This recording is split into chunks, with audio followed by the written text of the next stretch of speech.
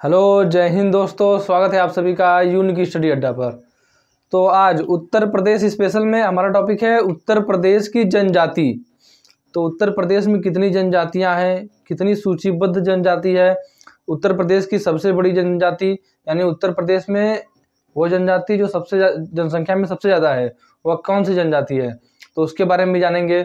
और उत्तर प्रदेश में कौन कौन सी जनजातियाँ और भी हैं उनके बारे में हम लोग आज जानेंगे। और कुछ जनजाति ऐसे हैं जिनके बारे में पूछता है कि वह कौन सा त्यौहार मनाती है, दिवाली को शोक के रूप में कौन सी जनजाति मनाती है, कर्मा नृत्य कौन सी जनजाति करती है, चामुंडा देवी की पूजा कौन सी जनजाति करती है, कौन सी जनजाति मुस्लिम धर्म को मानती है यानी इस्लाम धर्म को मानती है।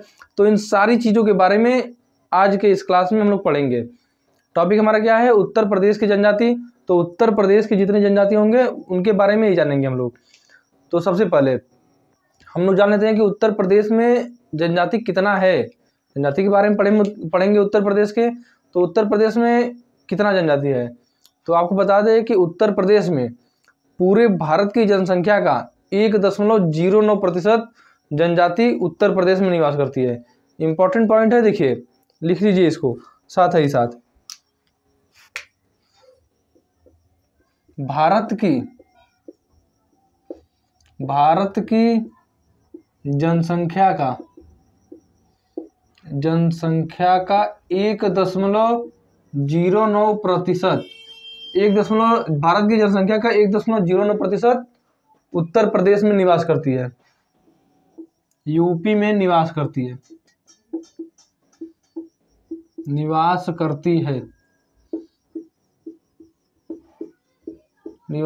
अब आप सभी को पता है भारत की जनसंख्या कितनी है।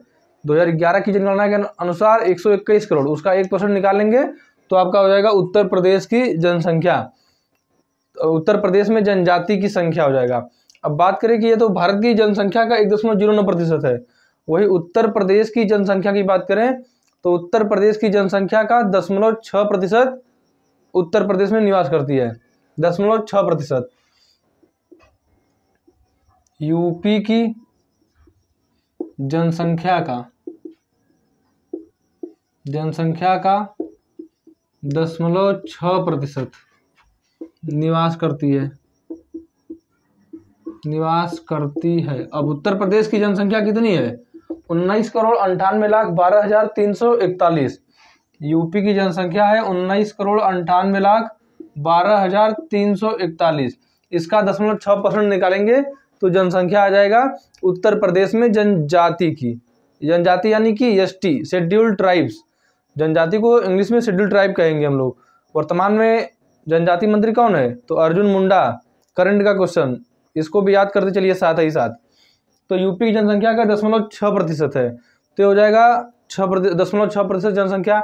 अब बात करें कि उत्तर प्रदेश के किस जिले में सबसे ज़्यादा जनजाति पाई जाती है, तो उत्तर प्रदेश के सोनभद्र जिले में सबसे ज़्यादा जनजाति पाई जाती है, इसलिए हम लोग सोनभद्र जिले को जनजाति जिला भी बोल देते हैं। वैसे यदि कभी क्वेश्चन पूछता है कि भारत का कौन सा प्रदेश, किस प्रदेश में सबसे ज़्यादा जनजाति पाई जाती है, तो प्रदेश की बात करें यानी राज्य की बात करें तो मध्य प्रदेश में सबसे ज़्यादा जनजाति पाई जाती है, इसलिए मध्य प्रदेश को जनजाति प्रदेश भी कहते हैं। तो एक पॉइंट हो जाएगा यहाँ पर।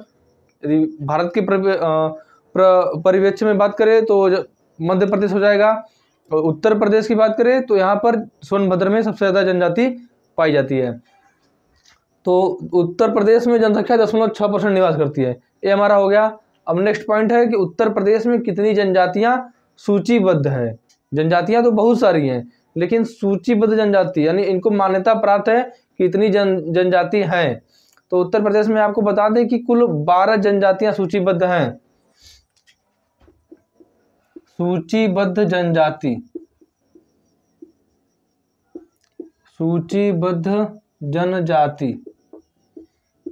तो 12 जनजाति उत्तर प्रदेश में सूचीबद्ध हैं, तो 12 जनजाति सूचीबद्ध हो जाएंगी। अब देखिए नेक्स्ट हम लोग बात करें कि उत्तर प्रदेश में वह कौन सा जिला है जहां पर कोई भी जनजाति नहीं पाया जाता है, यानी एकदम जनजाति पाया ही नहीं जाता है। जैसे सोनभद्र में सबसे ज़्यादा हो गया, और सबसे कम की बात करें तो बागपत हो जाएगा, बागपत में सबसे कम जनजाति होगा।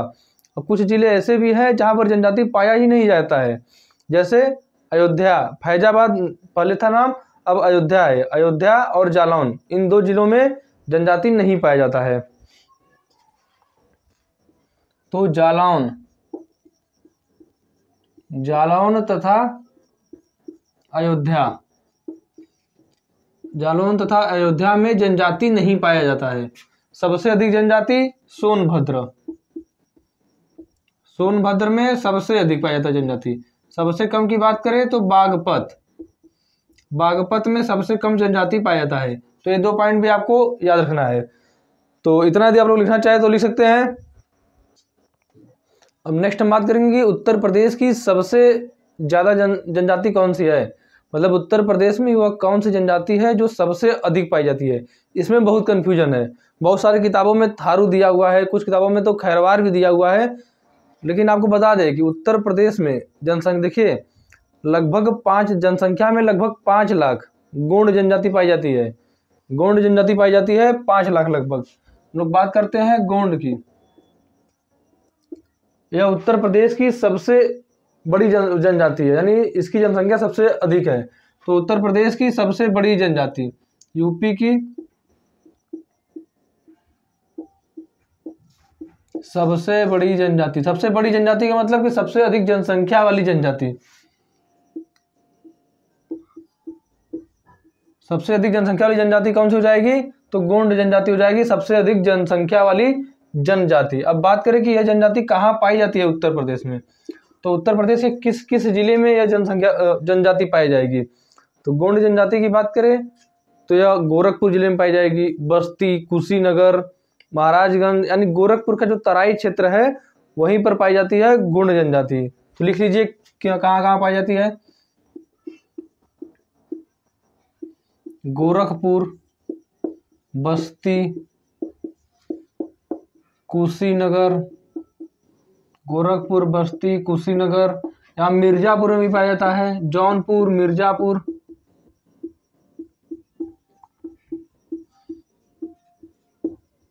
महाराजगंज। तो इन क्षेत्रों में पाई जाती है गोंड जनजाति। तो गोंड जनजाति हो जाएगी इन क्षेत्रों में, और यह उत्तर प्रदेश की सबसे बड़ी जनजाति समूह है। सबसे बड़ी जनजाति समूह है गोंड जनजाति। अब इसमें इस जनजाति समूह में कौन कौन सी आती हैं जनजाति, तो इसमें कुल 6 जनजाति आती हैं। इस गोंड जनजाति समूह में कुल 6 जनजाति आती हैं। तो कौन कौन सी हैं, तो इस जनजाति समूह में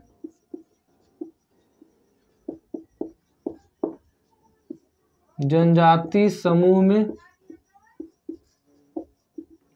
6 जनजाति आती हैं। 6 जनजाति आती हैं। कौन कौन सी जनजातियां हैं, तो उनका हम लोग यदि बात करें तो इसमें हो जाएगा आपका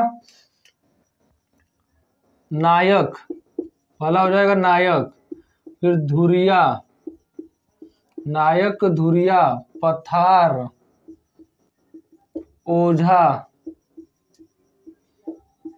गोंड और राजगोंड। गोंड एक स्वयं जनजाति हो जाएगा और इसके साथ ही राजगोंड। तो ये कुल 6 जनजातियां आती है गोंड जनजाति समूह के अंतर्गत। तो गोंड जनजाति समूह के अंतर्गत 6 जनजातियां आती हैं, नायक, धुरिया, पठार, ओझा, गोंड और राजगोंड। यह उत्तर प्रदेश की सबसे बड़ी जनजाति है। इनकी संख्या लगभग 5 लाख है। तो इनकी संख्या लगभग 5 लाख हो जाएगी। तो ये हो जाएगी उत्तर प्रदेश की सबसे बड़ी जनजाति। अब कई किताबों में थारू भी दिया है, तो थारू की बात करें तो उसकी संख्या 1 लाख है। अभी हम लोग थारू को विस्तार से पढ़ेंगे। इतना यदि स्क्रीनशॉट लेना चाहे तो ले ले स्क्रीनशॉट। तो देखिए अब हम लोग बात करेंगे कुछ जनजाति के बारे में, जैसे थारू जनजाति, बोक्सा जनजाति और हो जाएगा खरवार जनजाति। इसके बारे में बात कुछ और जनजाति हैं, 12 सूचीबद्ध जनजाति हैं। तो 12 के बारे में जानेंगे ना, कौन कहाँ पर है, मतलब कौन सी जनजाति कहाँ पर निवास करती है, इसके बारे में जानना होगा हमें। वही क्वेश्चन पूछता है, जैसे पूछ देता है क्वेश्चन की सहरिया जनजाति कहाँ पर निवास करती है। तो सहरिया जनजाति की यदि हम लोग बात करेंगे तो ललितपुर में निवास करती है। लेकिन अगरिया जनजाति एक है, पहरिया जनजाति है। तो सहरिया तो ललितपुर में है, लेकिन अगरिया और पहरिया, बैगा, भुइया, ये सब जनजाति सोनभद्र में है। आगे हम लोग उसे भी लिख लेंगे, पहले इसके बारे में जान लेते हैं। तो सबसे पहले देखिए थारू जनजाति है। थारू जनजाति की बात करें तो यह गोरखपुर के तराई क्षेत्र में पाया जाता है। वही जहाँ गोंड जनजाति पाई जाती है उसी के आसपास के क्षेत्रों में थारू जनजाति भी पाई जाती है। गोरखपुर का तराई क्षेत्र यानी गोरखपुर, बस्ती, गोंडा, कुशीनगर, महाराजगंज, ये सब जिले आएंगे गोरखपुर तराई क्षेत्र में, तो वहां पर पाई जाती है आपकी थारू जनजाति। दूसरा पॉइंट क्या है, मोस्ट इंपॉर्टेंट पॉइंट है कि दिवाली को ये लोग शोक के रूप में मनाते हैं। दीपावली को जिसे हम लोग खुशी के त्यौहार के रूप में मनाते हैं उसे थारू जनजाति लोग शोक पर्व के रूप में मनाते हैं, तो मोस्ट इंपॉर्टेंट है। नेक्स्ट है कि मुख्य भोजन इनका चावल है। गोरखपुर के तराई क्षेत्र में रह रहे हैं और गोरखपुर के क्षेत्र के आसपास चावल का उत्पादन ज़्यादा होता है, तो इनका मुख्य भोजन भी चावल है, तो इनका मुख्य भोजन हो जाएगा चावल। और नेक्स्ट है संयुक्त परिवार प्रणाली होता है, यानी संयुक्त परिवार में विश्वास रखते हैं लोग। नेक्स्ट है कि बदला विवाह, और बदला विवाह इनमें प्रचलित है। बदला विवाह का मतलब क्या हो गया, बदला विवाह की बात करें तो जैसे बदला विवाह देखिए, एक लड़का है एक लड़की है, भाई बहन, ठीक है, और इधर एक लड़का एक लड़की, तो इस लड़के का इस लड़की के साथ और इस लड़की का इस लड़के के साथ, यानी आपस में भाई बहन का शादी हो जाता है। किस जनजाति में, तो थारू जनजाति में। इसी को बोलते हैं बदला विवाह, तो बदला विवाह हो जाएगा। नेक्स्ट है बजहर पर्व, मोस्ट इंपॉर्टेंट है। बजहर पर्व को मनाते हैं थारू जनजाति वाले। और अगला है कि इनके घरों का निर्माण कैसे होता है, तो लकड़ी तथा नरकूलों से होता है। लकड़ी तथा नरकूलों से निर्माण होता है इनके घरों का, तो लकड़ी का घर होता है बेसिकली इनका, किसका, थारू जनजाति का। तो थारू जनजाति हो गया। इनकी संख्या की बात करें तो लगभग 1 लाख संख्या है, 1.25 लाख जनसंख्या है थारू जनजाति का। वही गोंड जनजाति की जनसंख्या 5 लाख थी। तो उत्तर प्रदेश की सबसे बड़ी जनजाति कौन सी हो गई, गोंड जनजाति। नेक्स्ट देखिए हम लोग बात करें बुक्सा जनजाति की, तो बुक्सा या इसी को भुक्सा जनजाति भी बोल देते हैं। तो यह कहाँ पाया जाता है, तो पाया जाता है बिजनौर में। बिजनौर में लगभग 99% पाया जाता है बुक्सा या भुक्सा जनजाति। यही बिजनौर जिला है जहाँ से गंगा नदी उत्तर प्रदेश में प्रवेश करती है। गंगा नदी उत्तर प्रदेश में प्रवेश करती है बिजनौर जिले से। और बात करें बिजनौर की तो बिजनौर में रामगंगा काठी बांध भी है। गंगा नदी भी बिजनौर में बहती है, रामगंगा नदी भी बिजनौर में बहती है। रामगंगा नदी पर रामगंगा काठी बांध और रामगंगा विद्युत परियोजना भी है रामगंगा नदी पे। तो बिजनौर के बारे में कुछ एक्स्ट्रा पॉइंट भी आप लोग जानते रहिए। और बिजनौर में लगभग 99% जनसंख्या बुक्सा जनजाति की 99% जनसंख्या बिजनौर में पाई जाती है। 1% की बात करें तो 1% में आगरा जिले में पाई जाती है। तो पूछेगा नहीं, कभी आपसे पूछेगा कहाँ पाई जाती है सबसे अधिक, तो बिजनौर में हो जाएगा। अब बात करें बुक्सा जनजाति की, तो ये चामुंडा देवी की पूजा करते हैं। चामुंडा देवी की पूजा करते हैं बुक्सा या भुक्सा जनजाति। नेक्स्ट है यानी पितृसत्तात्मक होता है इनका परिवार, तो पितृसत्तात्मक। अगला है कि विधवा विवाह प्रचलित है, यानी विधवा का भी विवाह होता है इस जनजाति के अंतर्गत। अगला है कि बहुपत्नी विवाह भी प्रचलित है। और मोस्ट इंपॉर्टेंट है कि किस जाति से संबंध रखते हैं, तो पटवार राजपूत घराने से संबंध रखते हैं बुक्सा या भोक्सा जनजाति के लोग। पटवार राजपूत घराने से संबंधित है। नेक्स्ट है खरवार या खैरवार। खरवार समूह में 2 जनजाति आती हैं, एक तो खरवार हो जाएगा और दूसरा खैरवार होता है। खैरवार 2 जनजाति आएंगी खरवार समूह में। कहाँ पाई जाएंगी, तो सोनभद्र तथा मिर्जापुर में पाई जाती है खरवार जनजाति।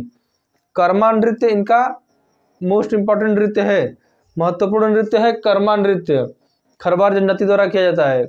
बेसिकली कर्मा नृत्य जो है झारखंड का है।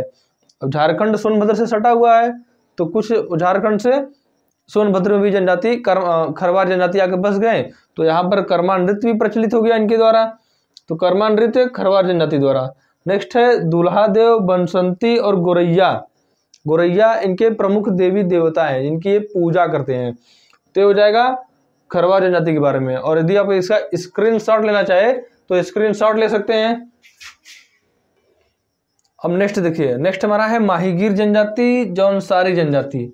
माहीगीर जनजाति की बात करें तो यह सूचीबद्ध नहीं है, लेकिन यहाँ से परीक्षा में सवाल पूछ देता है, क्वेश्चन पूछ देगा परीक्षा में कि कौन सी जनजाति है जो मुस्लिम धर्म को मानती है, कौन सी जनजाति का व्यवसाय मछली पालन है। तो माहीगीर जनजाति यह मुस्लिम धर्म को मानती है और जो माहीगीर जनजाति है यह इसका मुख्य व्यवसाय मछली पालन होता है। तो ये दो मोस्ट इंपॉर्टेंट पॉइंट है इसका। ये पहली बात तो सूचीबद्ध नहीं है, एक माहीगीर जनजाति है और एक बनरावत जनजाति भी उत्तर प्रदेश में है, वह भी सूचीबद्ध नहीं है। तो बनरावत जनजाति भी है, इसी के साथ लिख लीजिए बनरावत। बनरावत जनजाति भी है जो सूचीबद्ध नहीं है।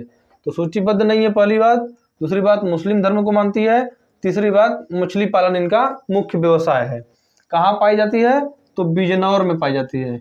बिजनौर यहीं पर बुक्सा या भोक्सा जनजाति भी पाई जाती है। तो बिजनौर में माहीगीर जनजाति है। नेक्स्ट है जौनसारी। जौनसारी की बात करें तो इनका कुछ उत्सव है, बिक्स उत्सव, बिक्स पाचाई दियाई उत्सव मनाते हैं जौनसारी जनजाति के लोग। कुछ नृत्य भी करते हैं, तो रासो नृत्य, जंगबाजी नृत्य और सराई नृत्य जौनसारी जनजाति के द्वारा किया जाता है। तो ये हो गए माहीगीर और जौनसारी जनजाति। नेक्स्ट हम लोग बात कर लेते हैं कि सोनभद्र में कौन कौन सी जनजाति पाई जाती है। सोनभद्र सबसे अधिक जनजाति पाया जाता है सोनभद्र में। कौन कौन सी जनजाति है? तो देखिए अगरिया, पहरिया, पटारी, भुइया, बैगा, चैरो, तो ये जनजातियां पाई जाती हैं आपके सोनभद्र में। देखिए अगरिया और पहरिया सोनभद्र में। एक जनजाति है सहरिया जनजाति पाई जाती है ललितपुर में, उसको भी लिख लीजिए सहरिया जनजाति पाई जाती है ललितपुर में। ललितपुर एकमात्र जिला है जो 3 ओर से मध्य प्रदेश से घिरा हुआ है और एक उत्तर प्रदेश के एकमात्र जिले झांसी से सीमा साझा करता है। ललितपुर की जनसंख्या घनत्व तो सबसे कम है। सबसे अधिक जनसंख्या घनत्व तो गाजियाबाद की है, लेकिन सबसे कम ललितपुर की है। जनसंख्या घनत्व सबसे कम है। ललितपुर में है राजघाट बांध बेतवा नदी पर। उत्तर प्रदेश और मध्य प्रदेश की संयुक्त परियोजना है ललितपुर में राजघाट परियोजना। तो इसे आप लोग याद रखिएगा। तो अगरिया, पहरिया, पटारी, भुइया, बैगा, चैरो सोनभद्र की प्रमुख जनजातियां हैं। नेक्स्ट देखिए थारू जनजाति के लिए एक विश्वविद्यालय बनाया गया है। कहाँ पर? लखीमपुर खीरी में। थारू जनजाति को शिक्षा के लिए एक विश्वविद्यालय बनाया गया है। कहाँ पर? तो लखीमपुर खीरी जिले में बनाया गया है एक विश्वविद्यालय। थारू जनजाति के लिए एक योजना भी शुरू किया गया, थारू विकास परियोजना 1980 में। थारू विकास परियोजना 1980 में शुरू किया गया, तो इसे भी आप लोग याद रखिएगा। 1980 में थारू विकास परियोजना शुरू किया गया। तो ये हो गए आपके जनजाति। तो उत्तर प्रदेश में जनजाति से जितने प्रकार से क्वेश्चन बन सकते थे उन सभी प्रकार से हमने पढ़ लिया है। तो जितने प्रकार से अब आपका यदि जनजाति का क्वेश्चन गलत होता है, गलत होगा ही नहीं, जनजाति का आपका एक भी क्वेश्चन गलत नहीं होगा उत्तर प्रदेश की जनजाति का। तो उम्मीद है आपको यह क्लास पसंद आया होगा और UP special assistant operator, head operator या कांस्टेबल या आरओ किसी भी एग्जाम की आप तैयारी कर रहे हैं तो उन सभी के लिए हमारी क्लासेस बहुत ही महत्वपूर्ण है। तो उम्मीद है दोस्तों आपको यह पसंद आया होगा। पसंद आया है तो वीडियो को लाइक और शेयर जरूर करें। मिलते हैं नेक्स्ट क्लास में। जय हिंद।